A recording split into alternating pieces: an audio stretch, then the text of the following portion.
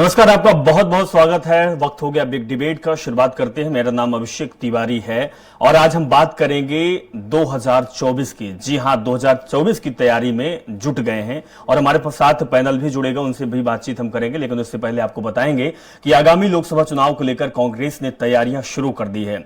इसी संबंध में दिल्ली मुख्यालय में एक बड़ी बैठक आयोजित की गई।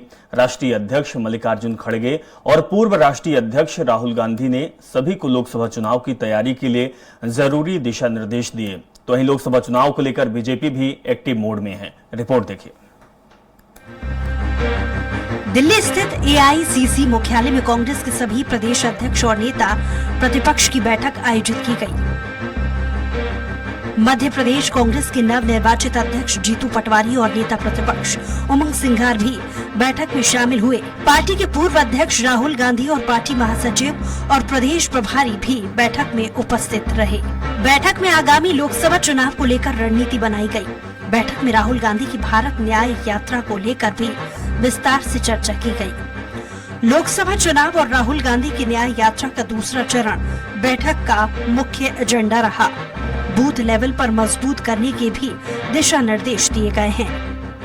वहीं बीजेपी प्रचंड जीत के बाद गदगद है, लेकिन लोकसभा चुनाव को हल्के में नहीं ले रही है। इसी का नतीजा है कि लोकसभा चुनाव को मद्देनजर रखते हुए CM Mohan Yadav active mode में आ गए हैं। मुख्यमंत्री डॉक्टर मोहन यादव ने मंत्रियों को अपने अपने क्षेत्र में एक्टिव और अलर्ट रहने को कहा। लोकसभा चुनाव की तैयारियों के हिसाब से काम करने का भी निर्देश दिया है। सीएम ने कहा कि विकसित भारत संकल्प यात्रा के साथ केंद्र और राज्य सरकार की योजनाओं के प्रचार प्रसार के लिए भी सभी मंत्रियों को काम करना है। क्षेत्र के लोगों से अधिक मेल मुलाकात होनी चाहिए। जल्द ही लोकसभा क्षेत्र और जिलावार प्रभार की जिम्मेदारी मंत्रियों को सौंपी जाएगी। बैठक में कई मंत्रियों ने जिलों की स्थिति के हिसाब से मुख्यमंत्री को सुझाव दिए हैं। बहरहाल भले ही लोकसभा चुनाव को कुछ महीने हैं, ऐसे में दोनों ही दलों के जरिए लोकसभा चुनाव की रणनीति तैयार की जा रही है। पिछले लोकसभा चुनाव में कांग्रेस का किला ढह गया था और कांग्रेस मध्य प्रदेश में सिर्फ एक सीट पर ही सिमट कर रह गई थी। ऐसे में कांग्रेस की कोशिश है कि विधानसभा चुनाव के जख्मों को लोकसभा चुनाव में सीटें बढ़ाकर भरे जाएं। तो वहीं बीजेपी एक बार फिर से क्लीन स्वीप के मूड में नजर आ रही है। ऐसे में देखने वाली बात ये होगी कि आने वाले चुनाव में कौन सा दल चुनावी दंगल में दूसरे दल को पटखनी देता है। सलमान खान, स्वराज एक्सप्रेस। तो चलिए, आज खास प्रोग्राम में हम बात करेंगे कि तैयारी 2024 की कि कैसी तैयारी है। हालांकि कांग्रेस पार्टी की तैयारी है तो भारतीय जनता पार्टी भी तैयारी में लगी हुई है और भारतीय जनता पार्टी का हमेशा कहना है कि हम तो हमेशा और हरदम चुनावी मूड में रहते हैं। शिवम शुक्ला बीजेपी प्रवक्ता हमारे साथ जुड़ गए हैं। शिवम जी, आपका बहुत बहुत स्वागत है खास कार्यक्रम में। शिवम जी, आज सबसे पहले हम आपसे यही जानेंगे कि 2024 की तैयारी में आप भी जुट गए हैं। तैयारी में क्या मुद्दे आपके हैं, क्योंकि कांग्रेस पार्टी तो अब भारत जोड़ो न्याय यात्रा निकालने जा रही है और एक तरफ आपके जो नेता हैं वो लगातार अभी राम मंदिर की बात कर रहे हैं। लेकिन 2024 में कौन कौन से मुद्दे होंगे जिसको लेकर आप जनता के पास जाएंगे? देखिए, सबसे प्राथमिक चीज जो है, भारतीय जनता पार्टी चूंकि एक राजनीतिक संगठन है तो स्वाभाविक तौर पर राजनीतिक संगठन का एकमात्र उद्देश्य होता है कि चुनावों के माध्यम से सत्ता को प्राप्त करना और उस सत्ता के माध्यम से जनसेवा की भावना को आगे बढ़ाना। भारतीय जनता पार्टी का नेतृत्व प्रधानमंत्री जी से लेकर के बूथ स्तरीय हमारा जो कार्यकर्ता है वह लगातार पार्टी का क्या हित है, राष्ट्र का क्या हित है, यह सोचते हुए निस्वार्थ भाव के साथ सेवा के काम में लगा रहता है। तो स्वाभाविक तौर पर हमारा सांगठनिक कौशल, प्रधानमंत्री जी की लोकप्रियता, हमारी विकासवादी राष्ट्रवादी की राजनीति के दम पर हम लगातार चुनावों को लेकर के उत्साहित रहते हैं और उस पर अपना 100% अर्पित करने के लिए पूरी तरीके से प्रतिबद्ध रहते हैं। वहीं अगर हम कांग्रेस पार्टी की बात करें, वह लोग न उनके पास कोई संगठन है, न विश्वसनीय नेतृत्व है, न पूर्व में उन्होंने कोई ऐसा काम किया जिसके माध्यम से वह जन सरोकार से जुड़ सके। दूसरा आपने एक बिंदु उठाया राम मंदिर का।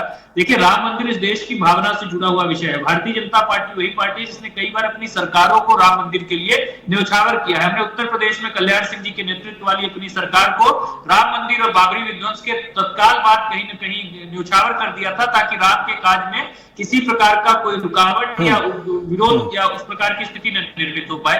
आज कांग्रेस पार्टी के तमाम नेता कार्यकर्ता यह कहते हुए देखे जा रहे हैं कि राम मंदिर सुप्रीम कोर्ट के आदेश के बाद बुलाया। लेकिन यह लोग यह चीज भूल जाते हैं कि राम मंदिर के लिए एक लंबा संघर्ष था, जब कांग्रेस पार्टी राम के अस्तित्व को ही नकारने का काम कर रही थी, राम सेतु को काल्पनिक बताने का काम कर रही थी, जब कई सारे कार सेवकों के ऊपर गोली चलवाए जाने का षड्यंत्र रचा जा रहा था, उस दौरान भारतीय जनता पार्टी ही एकमात्र राजनीतिक संगठन था जो सड़क से लेकर के संसद तक बगैर वोट बैंक की लालसा या लालच के इस देश के सनातनियों की आस्था का सम्मान कर रहा था और राम मंदिर बनाने के लिए प्रतिबद्ध था।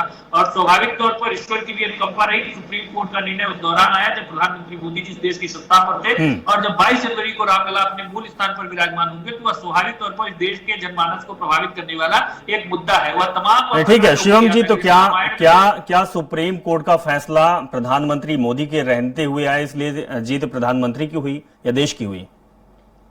देखिए, देश की जीत हुई, सनातन की जीत हुई, लेकिन किसके कार्यकाल में हुई, किन लोगों ने उसमें अपना संघर्ष किया? जो रथ यात्रा आडवाणी जी की निकली थी, प्रधानमंत्री जी उसके जो सबसे प्रमुख आयोजक करता थे वह स्वयं प्रधानमंत्री जी थे भारतीय जनता पार्टी के कार्यकर्ता के नाते। जब कार सेवकों पर गोली चल रही थी वहां पर भी भारतीय जनता पार्टी के कई नेता कार्यकर्ता मौजूद थे और उन गोलियों का सामना कर रहे थे। तो स्वाभाविक तौर पर एक लंबे संघर्ष के पश्चात हमने उस अपने जो माथे पर एक पूरा मुगलिया शासन का हमारे माथे पर एक कलंक हुआ करता था, उसको मिटाने का संकल्प लिया। ठीक है शिवम जी, हमने लोकसभा चुनाव 2024 की बात की थी कि कौन कौन से मुद्दे को लेकर आप जनता के पास जाएंगे। आपकी बातों से यही समझ में आया कि आपके पास एक सबसे बड़ा मुद्दा है राम मंदिर का, और लोकसभा चुनाव में आप राम मंदिर को ही मुद्दा बनाएंगे, क्योंकि आपने और मुद्दों की बात नहीं की, राम मंदिर पर ही सिमट के रह गए। रोहित यादव जी आपके पास आएंगे, शिवम जी आपके पास आएंगे, रुकिएगा शिवम जी। रोहित यादव जी, आवाज आप तक आ रही है? रोहित जी, जिस तरीके से भारतीय जनता पार्टी राम मुद्दा को लेकर, राम मंदिर को लेकर लगातार लोगों के पास जा रही है, निमंत्रण दे रही है, राम अयोध्या बुलाने का न्योता है, यानी समझ में आता है कि लोकसभा चुनाव भी इसी के इर्द गिर्द घूमेगा। लेकिन आपके पार्टी के नेता तो भारत जोड़ो यात्रा कर चुके हैं, अब भारत जोड़ो न्याय यात्रा शुरू होगी, कितना कारगर साबित होगी? क्योंकि इसका जो फलसफा निकला है, इसका जो रिजल्ट निकला है भारत जोड़ो यात्रा का, 3 राज्यों में आपको करारी हार मिली, जहां के आपकी सरकार 2018 में बनी थी। लोकसभा 2024 में भारत जोड़ो न्याय यात्रा कितनी कारगर साबित होगी? देखिए, मुझे मेरे भाजपा प्रवक्ता मित्र की कोई भी आवाज सुनाई नहीं दी, इसलिए मैं जो आपने मुझसे पूछा मैं उसका जवाब देता हूं। राम मंदिर को मुद्दा बनाने वाले कोई और नहीं, भाजपा ही थी, क्योंकि इनको पता था कि ये अपना होम ग्राउंड है, ये इसके अलावा और कोई इसी बात पे चर्चा कर भी नहीं सकते थे। ना तो ये विकास की बात कर पाते हैं, ना रोजगार की बात कर पाते हैं। मैं उनको याद दिलाना चाहूंगा, अगर वो बोल रहे हैं कि राम मंदिर जो है वो भाजपा ने बनवाया या उसका श्रेय ले रहे हैं, तो उनको तथाकथित संविधान की जानकारी मुझे ऐसा लगता है शायद कम है। सुप्रीम कोर्ट के निर्णय को अगर कोई यह बोले कि उनके शासन के रहते वो निर्णय लिया गया है, तो संविधान के जो 4 पिलर है उसमें से एक पिलर हमारा न्यायिक व्यवस्था भी है, जिसको वो ये बता रहे हैं कि वो न्यायिक व्यवस्था भी स्वायत्तता के साथ काम करने लायक नहीं बची है और वो उसको अपने हिसाब से तोड़ मरोड़ रहे हैं। ये खुद भाजपा के लोग मुझे लगता है स्वीकार कर रहे हैं, इसलिए वो उसका श्रेय लूटने में लगे हुए हैं। दूसरी बात, भी देश में चलने वाली सरकारों के लिए बहुत महत्वपूर्ण है कि उनकी प्राथमिक जिम्मेदारियां क्या हैं। क्या लोगों में सामंजस्य उनकी जिम्मेदारी नहीं है? क्या रोजगार, क्या अर्थव्यवस्था, क्या सामाजिक सुरक्षा उनकी जिम्मेदारियां नहीं होती है? 2 करोड़ रोजगार प्रतिवर्ष देने की बात कही गई थी मोदी जी के भाषणों में। क्या स्थिति है आज की, ये आपको भी पता है। 45 साल में सबसे रोज जी, मुझे ये समझ में नहीं आता है कि जब भी कांग्रेस पार्टी से बात की जाती है, आप लोगों से बात की जाती है, तो आप लोग सिर्फ बीजेपी की कमियां निकालते हैं कि भारतीय जनता पार्टी ने ये नहीं किया, भारतीय जनता पार्टी ने वो नहीं किया। क्या आपको लगता है कि लोकसभा इतना बड़ा चुनाव होने वाला है, देश चलने वाला है उसी संसद में जहां पर आपके सांसद जाएंगे, आपके पास मुद्दे नहीं होते, आप भी उसी मुद्दे के पीछे पड़े थे, भारतीय जनता पार्टी ने नहीं किया। आपके पास क्या है साहब? हमने आपसे पूछा कि भारत जोड़ो न्याय यात्रा जो आपको निकलेगी वो कितनी कारगर साबित होगी।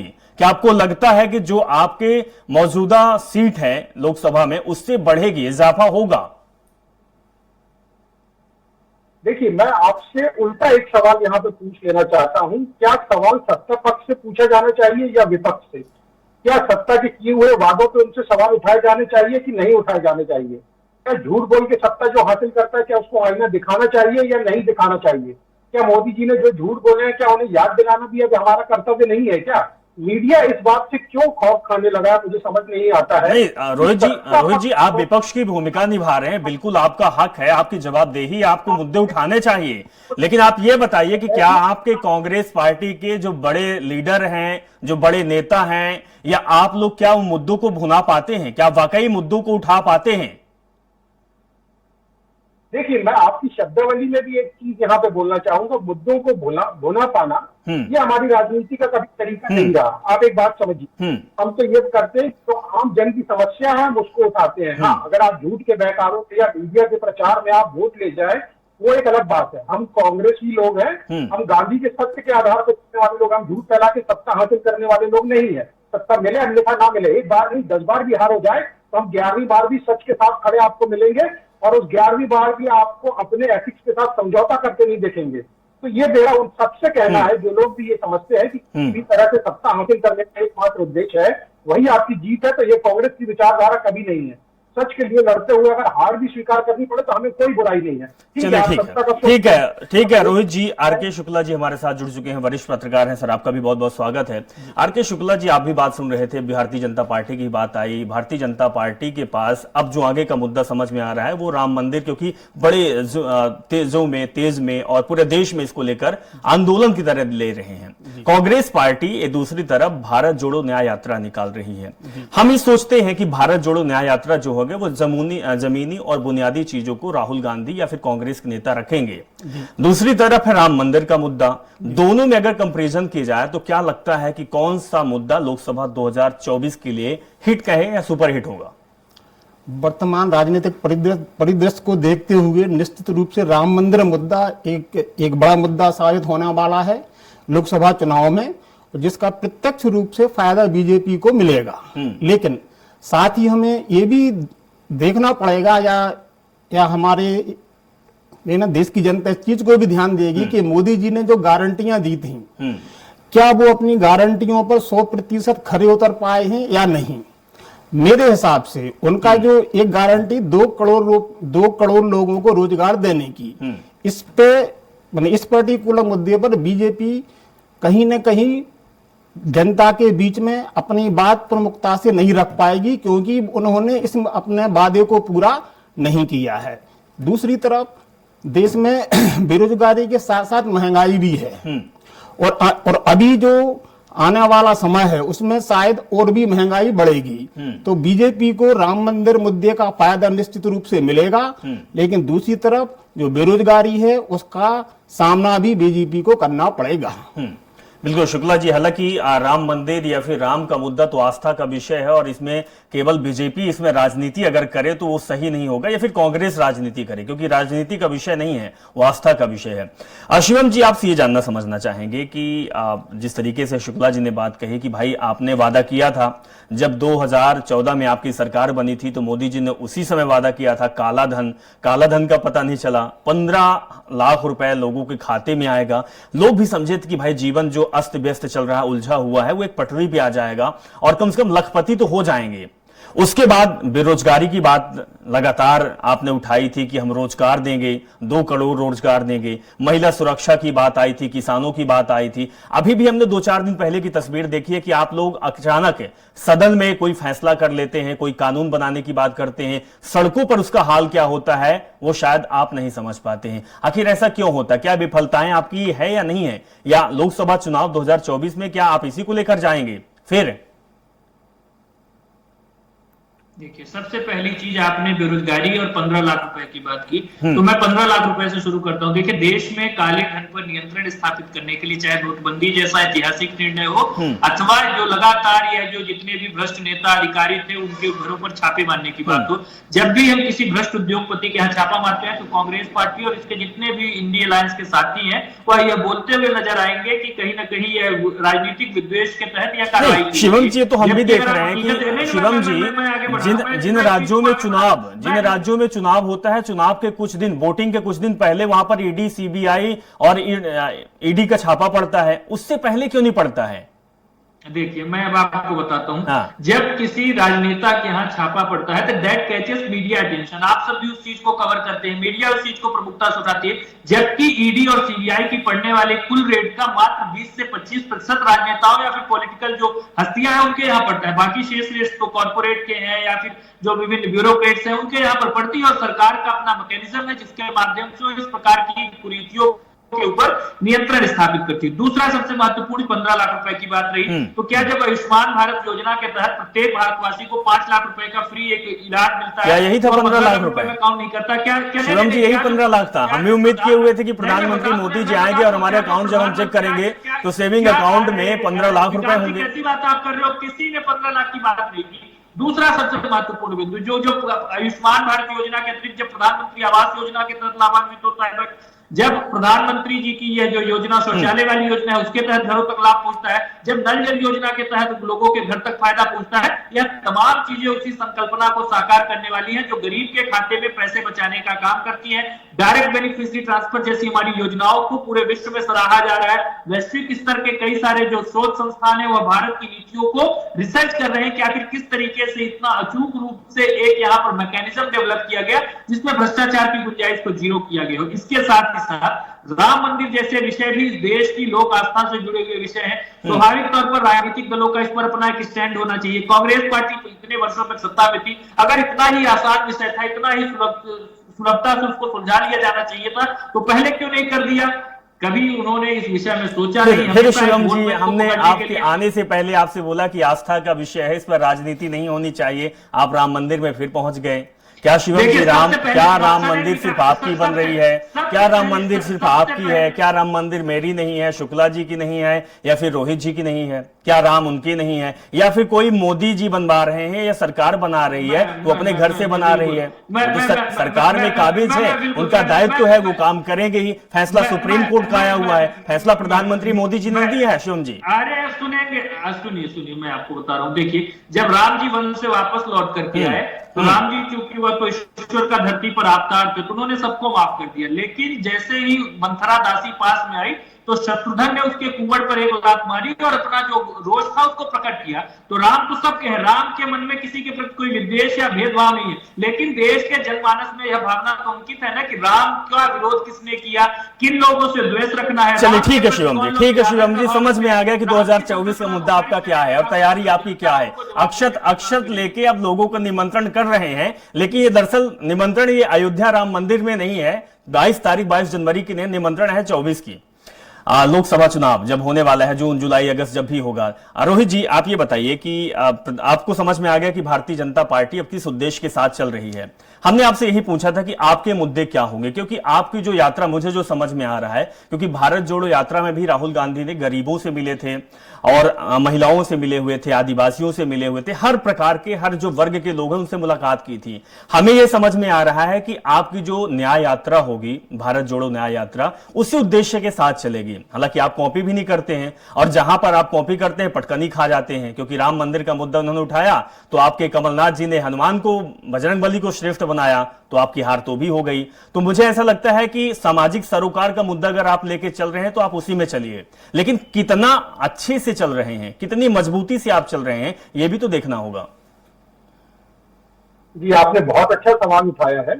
मैं आपसे एक चीज बहुत विनम्रता से पूछना चाहता हूं, क्या जनता में से ऐसे कितने लोग होंगे जो मोदी जी या भाजपा के जो भी सांसद है उनके साथ उनको क्लोज रहने का मौका मिलता है या उनको समझने का मौका मिलता है? ऐसे बहुत कम लोग होंगे, भाजपा के कार्यकर्ता भी गिने चुने होंगे। तो ये दायित्व जो हमारा संविधान का, जिसको सबसे मजबूत पिलर कहा जाता है, मीडिया है ना, जो भी विपक्ष का काम है वही काम मीडिया का भी होता है, सवाल पूछने का, सरकार की असलियत दिखाने का, सरकार को कटघरे में खड़ा करने का, और बहुत मजबूती के साथ ये काम मीडिया द्वारा किया जाना चाहिए। हमारी सामाजिक न्याय यात्रा जो है वह सरकार से सवाल पूछना, सामाजिक सरोकार के सवाल खड़े करना, उनके किए गए वादों को याद दिलाना। अभी कुछ दिन पहले ही संसद में 150 सांसदों को बाहर कर दिया जाता है। इसका क्या मतलब है? क्या आपका हमारी इस व्यवस्था पर कोई विश्वास नहीं रह गया, संविधान पर कोई विश्वास नहीं रह गया है? आप छोटी छोटी सी बातों पे सांसदों को निलंबित कर रहे हैं, जबकि इससे कहीं बड़े केस में जब एक सांसद दूसरे सांसद के प्रति इतने द्वेष भाव के साथ बहुत ही असंसदीय भाषा का उपयोग करते हुए उसके निजता का हनन करता है, उस पर जाति सूचक शब्दों का उपयोग करता है, तब उसके खिलाफ कोई कार्रवाई नहीं होती। ब्रजभूषण शरण सिंह पे दिल्ली में FIR होती है, महिला हमारे पहलवान प्रदर्शन करते हैं, उनके खिलाफ कोई कार्रवाई नहीं होती। तो हमारी सामाजिक न्याय यात्रा इसी बात के लिए है कि संविधान को बचाना, संविधान के मूल्यों को बचाना, जनता की आवाज को बचा के रखना, ये जिम्मेदारी मीडिया और विपक्ष दोनों की है। तो आपसे भी कहता हूं, मीडिया के बंधुओं से ये बात कहना चाहता हूं कि आपको कंधे से कंधा मिला के बिना किसी डर के साथ अपने वजूद की लड़ाई लड़ना होगी, क्योंकि जिस ढंग से आपने देखा जैसे बिल पास कराए गए हैं उसमें कहीं ना कहीं सोशल मीडिया से लेकर चाहे वो हमारा टीवी मीडिया हो, सबके ऊपर कहीं ना कहीं अंकुश लगा रहे हैं। वो चाहते हैं कि सब उनके हिसाब से चले। ये एक बहुत बड़ा प्रश्न है जो मीडिया को आज किसी भी तरह सरकार के सामने रखना चाहिए और कड़ाई से इस पर पूछ करना चाहिए, भाई आखिर आप लोग ऐसा क्यों कर रहे हैं, आपका कारण क्या है? क्या आपकी नीयत ऐसी है कि आप संविधान भी बदल देना चाहते हैं? मुझे कोई नहीं लगता इसमें दूर सकता है कि कभी ना कभी ये संविधान बदलने की बात करेंगे और कहीं ना कहीं इस मुद्दे तक ये पहुंच जाएंगे कि अब चुनाव कराने की भारत में आवश्यकता नहीं है, संवैधानिक मूल्यों की।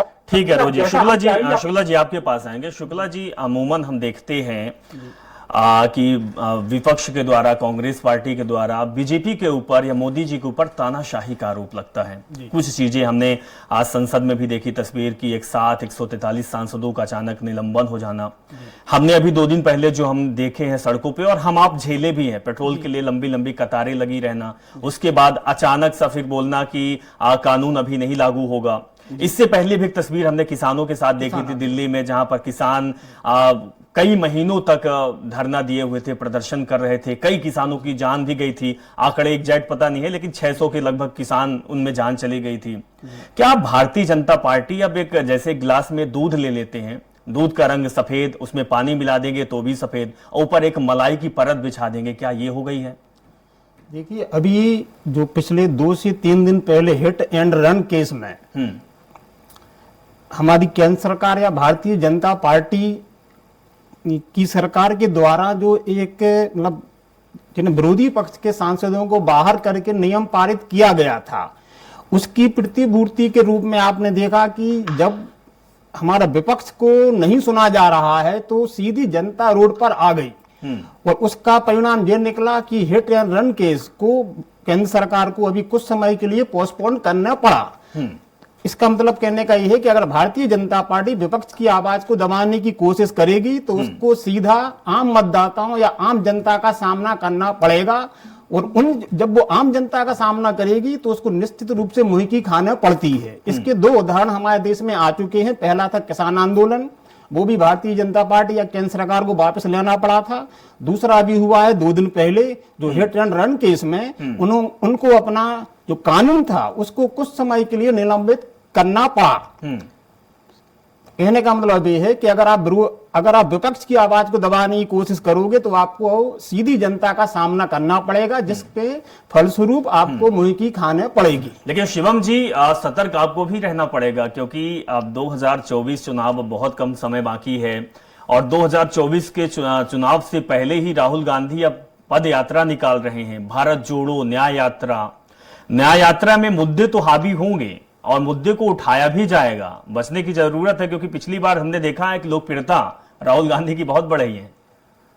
शिवम जी, देखिए, सबसे पहली चीज, राहुल गांधी जी एक इकलौते राजनीति में से प्रोडक्ट हैं जिनकी कम से कम 1 दर्जन बार असफल लॉन्चिंग हो चुकी है। हमने राहुल गांधी जी को पूर्व में भी देखा, भारत जोड़ो यात्रा के माध्यम से हो, भट्टा परसौल की घटना के माध्यम से हो, मध्य प्रदेश के जो 2018 के 3 राज्यों के विधानसभा चुनाव थे तब भी उनकी रीलॉन्चिंग की बात। तो राहुल गांधी अपने आप में एक फेल्ड प्रोडक्ट है भारतीय राजनीति का, उनके ऊपर तो विशेषज्ञ रिसर्च कर सकते हैं। दूसरा सबसे महत्वपूर्ण बिंदु, जब भी हम इस प्रकार के तानाशाही वगैरह की बात करते हैं तो हमें बाइनरी ड्रॉ करनी चाहिए। हिटलर ने वहां के संविधान की धारा 48 के अंतर्गत वहां पर इमरजेंसी लगाई और राष्ट्रपति को जो पूरी शक्तियां थी उसको अपने पास निहित कर लिया, और देश में जो सिविल लिबर्टीज थी उनको समाप्त कर दिया गया। उसी तर्ज पर भारत के प्रधानमंत्री इंदिरा गांधी जी ने यहाँ पर इमरजेंसी लगाई और सिविल लिबर्टीज को समाप्त करके देश में तानाशाही लगा दी। तो तानाशाही का जब हम बाइनरी ड्रॉ करें तो कांग्रेस पार्टी की नेत्री इंदिरा गांधी जी से ज्यादा इस देश में कोई बड़ा तानाशाह आपको देखने को नहीं मिलेगा। अगर मोदी जी तानाशाह होते या उनकी सरकार की ऐसी प्रवृत्ति होती तो आज ये जितने भी लोग मीडिया डिस्कोर्स में इस प्रकार की बातें कर रहे हैं उनको जेल में डाल दिया जाता। नेहरू जी के समय हमारे देश के मशहूर शहर मजरूह सुल्तानपुरी को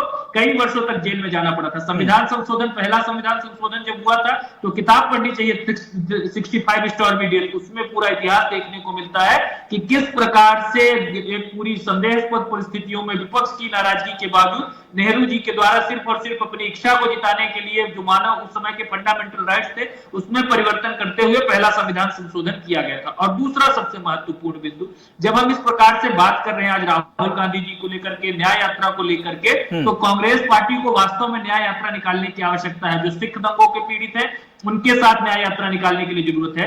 जो गांधी जी की हत्या के बाद चित्पावन ब्राह्मणों का नरसंहार हुआ था उनके माध्यम से जाकर के उनके पास न्याय यात्रा निकालने की आवश्यकता है। जो सन 89 में कश्मीरी पंडितों का एक्सोडस वहां से ठीक है शिवम जी, ठीक है शिवम जी। अच्छा रोहित जी, एक हमने कहानी बचपन में कहानी सुनी थी कि एक पिता एक अपने बेटे को एक लकड़ी देता है, लकड़ी को आसानी से वो लड़का तोड़ देता है।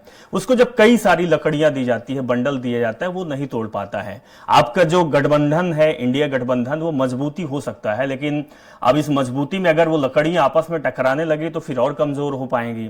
और अगर जिस तरीके से आप भारत जोड़ो न्याय यात्रा निकाल रहे हैं, अगर आप मुद्दों को भुना पाते हैं, मुद्दों को आप खींच पाते हैं, विपक्ष पर प्रहार कर पाते हैं, तो वाकई इसका फायदा होगा। लेकिन भारतीय जनता पार्टी भी कमजोर नहीं है, क्योंकि भारतीय जनता पार्टी ने भी 10 सालों में काम किया है, राज्यों में काम किया है, स्वच्छता में काम किया है। कुछ काम है, कुछ आप ठीक है विपक्ष में है, आप बुराई निकाल सकते हैं, कमियां निकाल सकते हैं, लेकिन इसमें अछूती बात नहीं है कि भारतीय जनता पार्टी ने काम नहीं किया है। लेकिन 2024 में अब आप लोग किस तरीके से किन मुद्दों को, किन चीजों को लेकर आते हैं, यह बहुत दिलचस्प होगा। फिलहाल आप लोग हमारे साथ जुड़े, बहुत बहुत शुक्रिया कि आपने समय दिया, अपनी बात रखी।